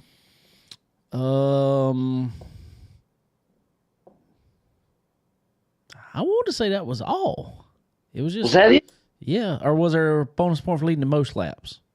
Okay, yeah, that's right. Okay, that's right. Because back then, that's right. If you led the most laps and led a lap, we had 10 bonus points. It was 180 points to do that. 170 just to win the race. Right. The only problem with that now, that would work great then. The only problem with that now, trying to bring that back, is the stages.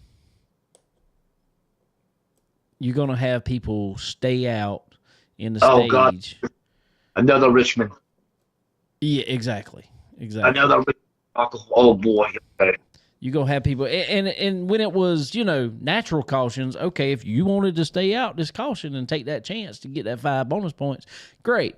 But you're going to have a guy that's running 15th and like, hey, we need 5 points. We're just going to stay out this stage and lead a lap, or, we're going to come in the next time by, we're going to fall to the back, or, something like that. And then it's just going to be constant people doing that. But, that would be a new wrench into it, though, Dave. I probably can dig that. It would. It definitely would. Road courses be crazy with getting bonus points. Daytona.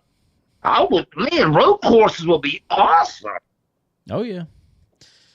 So, I don't know. What's your thoughts on playoff stuff in Lucas? Oh, it's getting out the nitty-gritty. I like it, man. I really do. I don't like that. I didn't like the one race at DWC last year. Didn't like that at all. Right. But this I'll go 4 race format. I'm here for it. Okay. I can get down with that. I can understand why, it brings some excitement back. I can deal with a 4 race deal because it's something to have, one bad race. Most people aren't going to have 4 bad races. Not in a row like that, No. So now, if you have 1 bad race and then there's one guy who runs consistent 3rd place every week, and you still might be out of luck. But that's where that is where I say in that type format, award more points for winning. Yeah, I agree with that too. I like that. Yeah. So, I don't know. So, it is what it is. Corey Hitchcock with 300 front races in a row now. Okay, I got a question about that because I haven't been home enough to watch it. Okay, that's great. I like Corey Hitchcock. I saw where his sister Shelby got engaged this past weekend too. No, I didn't. Yeah, okay. Yeah. So congratulations, Shelby. But okay, Corey, what car is he driving? a BMF Longhorn. A BMF horn? Bad mother freaking Longhorn. How about One of them BMF Longhorns? I mean,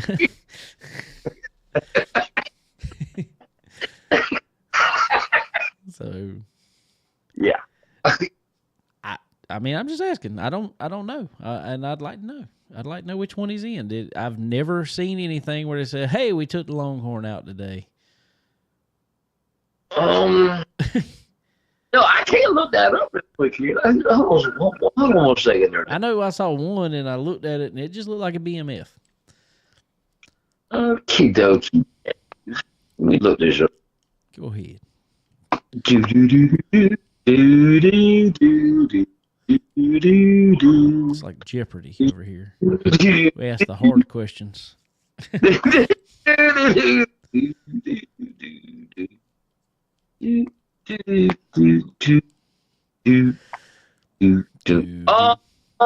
of the sponsors, Hitchcock's Longhorn chassis, is powered by an Eagle Racing engine Okay. and sponsorship from back. So yes, it was a horn. It was a horn. It was a horn. Well, that's good to know. Good to know. Yeah. I would, I'd like to, we need to get him on here. We need to talk about this. What's the, hablo mucho. okay, whatever. I mean, but no, I'm just saying, we need to get him on here. Let's talk about this. Let's, I just want to know what the goal is with it. Are we just switching to a Longhorn and that's what we're running? Are we? Well, you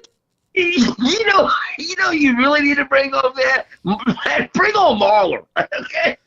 Yeah, we'd ask him. What you thinking about your ride? Well, this good this week. We might switch to another one next week.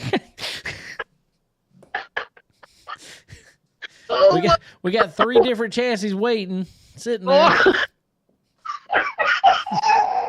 The Longhorn Rocket Kryptonite was very good tonight. That's the only one I'm wondering if he's run. Has Marler run a Kryptonite? I don't believe he's run a Kryptonite or a Shores, but I'm pretty sure he's ran everything. I know he ran a Bear Right. I know he ran a Longhorn. I know he ran a Rocket. I know he ran an Infinity. I don't. What about an MB Custom? Did he run an MB Custom?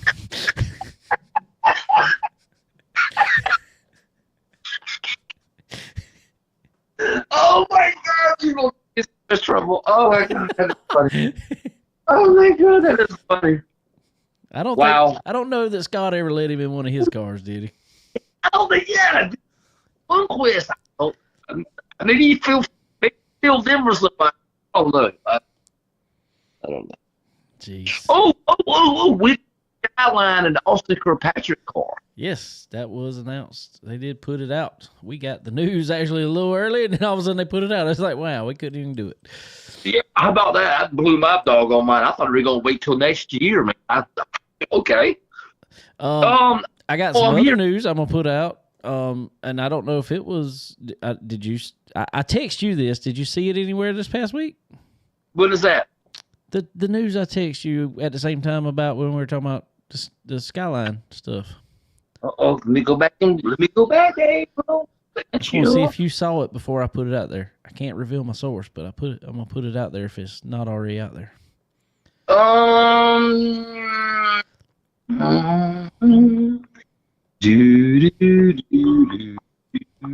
talking about the logo you sent me? No. When we were talking about at the same time at the about the AK stuff, it was in the same text. I'm going back. Okay. Oh, okay. Did you see that anywhere this weekend? No, but that is facts. And well, I'm put it out there because I was told I could put it out there. I just told I couldn't tell my source, so I'm putting it out there. I'm not trying to get you in trouble. Okay. It's not broke out yet. Okay. I don't know if it's for next year or not. He ran somewhere last week. It was still Longhorn. Okay. So I don't think the Rocket's going to come out in 25, but We'll see. But well, who that is? Real quick, I'm gonna go ahead and say it. Word on the street is, as he just said, the killer Kyle Bronson will be headed back to a Rocket. Back to Rocket. Yes. What I was told today, there's going to be a lot of drivers going back to Rocket. So we'll see about that. I think there's a lot going on over there. And there needs to be. There needs to be. I mean, as much as I like our good friends over at Longhorn, competition's great for everybody. It's in the long run, competition is great for everybody. Yeah, you want to be the dominant car on the track. Yes, no doubt. You want to be that guy. But competition does nothing but push everybody. And obviously there was something that everybody liked for a few years, especially about Longhorn. And obviously there's still a bunch that everybody likes about Longhorn, or a lot of people anyway. But other manufacturers are putting in effort to be competitive. So congratulations to them for, Rocket, one of them, Infinity, another, Austin Kirkpatrick, AK. I think that's going to be a big deal in the near future. Yes, this is going to be huge. I tweeted this out, Dave. Can you imagine if Bruni gets his first big win in a AK car? I mean, this could be huge. Dude, I'm going to tell you, and I just, watching the video and stuff that Austin put out about the car, and I kind of watched that whole deal and watched how he was designing it and everything else. Dude, I'm going to tell you, the way he has gone about it, the engineering that he has put behind this car, I feel like when they hit on something, this car is going to be one of the fastest things on the track. Well, he hit it with something at Eldora a few years ago. I forgot what the heck it was, and they penalized him. I was going to say they wouldn't let him run it no more. Well, I forgot what the heck it was. Something in the rear end or something. Yeah, it was the way they were letting the rear end move in the car. That's what it was. Yes. They wouldn't allow them to do that. And basically, he went out there and done something that he was going to be way faster than everybody. I mean, it was a similar situation, I guess we'll call it, to the device. And they were like, "Nah, we're not doing that." Yeah. Y'all got away with it 1 year. Y'all ain't gonna bring that back. Exactly. I think he essentially figured out another way to do it. He engineered another way to do it.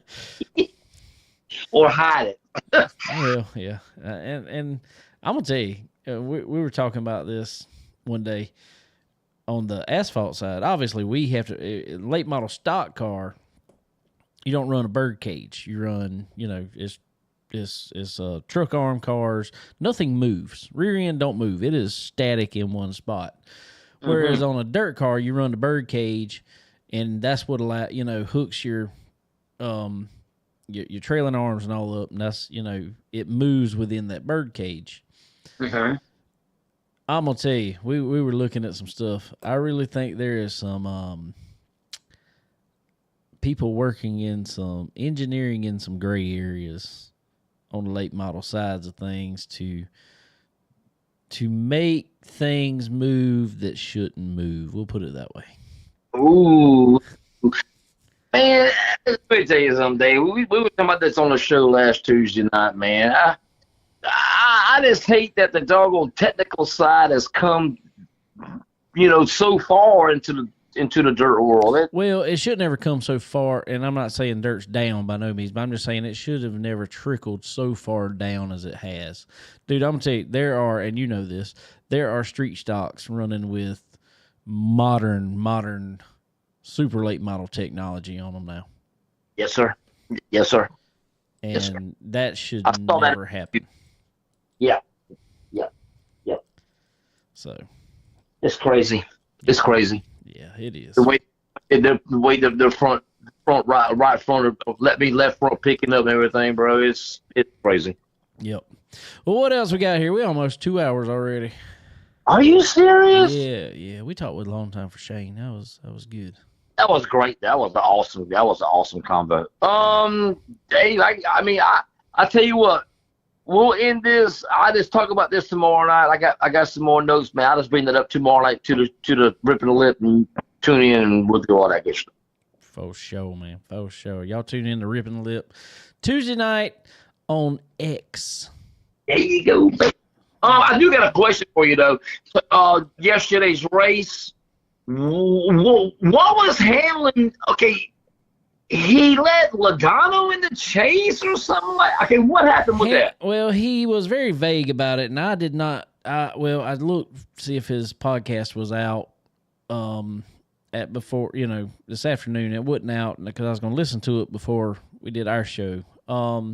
I wanted to, but it wasn't out in time for me to listen to it and hear what all he has to say on there because he's typically a little more descriptive on his show. I'm gonna tell you, I am not a Denny Hamlin fan, I hate to be the one to have to preface this before I talk about it. I'm not a Denny Hamlin fan. I'm sorry, I'm just not. But what I will tell you is he's probably got one of the only NASCAR podcasts that I listen to every week now. He is really? Yes, he is highly informative on there, and his perspective on a lot of things I really understand. Do I like him is he my driver? Heck no.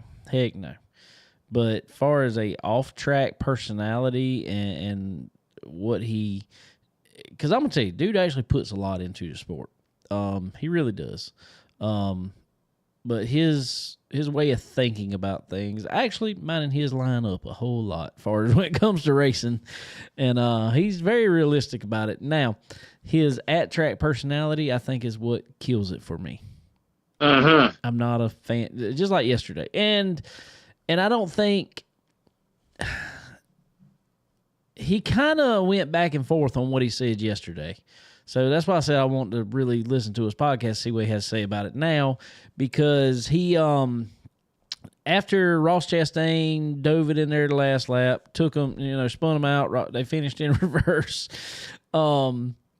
whatever. He was like, well, they did not communicate to me the point situation. He said, I would do what's best for my team, is all he said.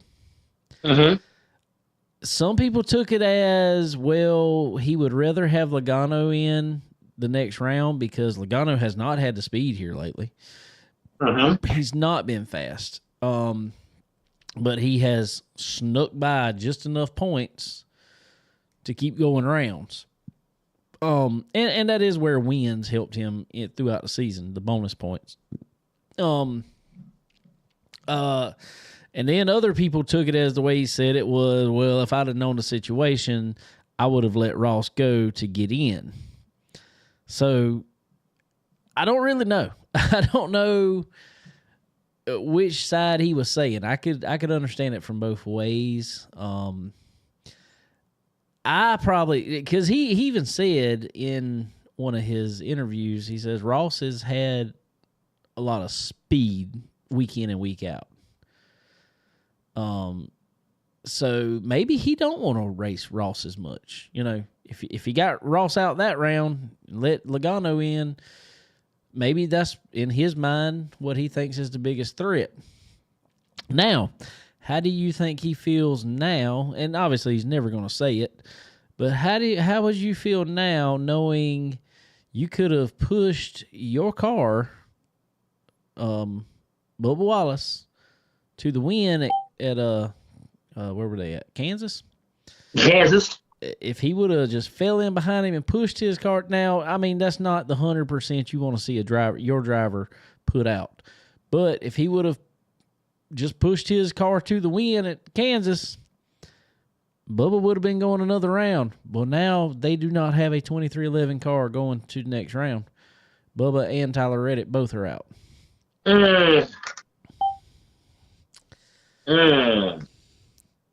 And Bubba tweeted out earlier this year that he was going to be the 25 champion. Okay. Yeah. So I don't know. I don't dislike Bubba Wallace either. Let me tell you, I will say I've talked to him quite a few times. He's come and run. Oh God, I think my phone died. Are you there? He's not. Bubba Wallace actually came and ran at Florence Motor Speedway a few times in the legend car. And I will say he was super nice over there. Super nice. Super cool guy to talk to, hang around, all that fun jazz. So that's that's all good. And, I just feel like Denny might want to do things a little different. Who knows? Who knows? But anyway, guys, well, I'll probably call Jason back here in a minute because my phone just did. I talked to her earlier that it's going crazy. It just quit. So anyway, guys, I'm going to go ahead and wrap it up. If you hear it over here, it's going crazy. I don't know what's going on with it. Let's see. This week, Florence Motor Speedway will be in action. Probably head over there Saturday and hang out, watch some racing over there. Maybe. We got to get our truck done, so maybe not. It just depends on how far we are on ours, honestly. I got to get it done before next weekend, so possibly working on it. I got to get it all lettered. It's actually sitting out there. Still got a couple coats of paint to put on it, but it's getting close, getting real close. Then we can drop the motor back in. So anyway, guys, appreciate all y'all hanging out with us tonight. Glad to be back after a couple weeks off, but it was always good to take a couple weeks off. So appreciate Racing Jason. I'll have to call him back here in a minute. So I know he wants to tell everybody bye, but y'all tune in to Ripping the Lip tomorrow, Tuesday night on X. They always got good conversations. They had a good friend, as he said, Chris Ferguson, on there last week. Had some really good insight, really good stories always from them guys. So anyway, y'all go check it out. I guess I will be back next week. Y'all have a good one.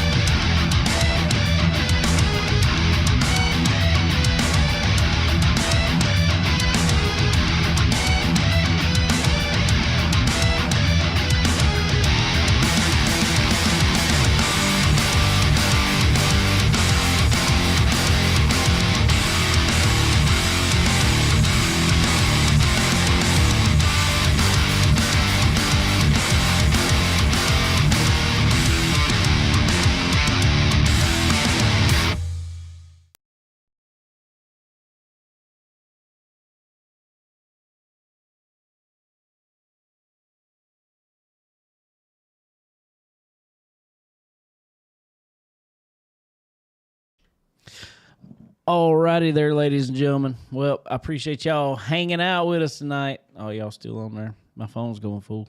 It's done cut off, cut on, cut off, cut on, cut off, cut on, cut off, cut on. I don't know what it's doing. Being stupid. So, anyway, I will see y'all next week. Have a good one.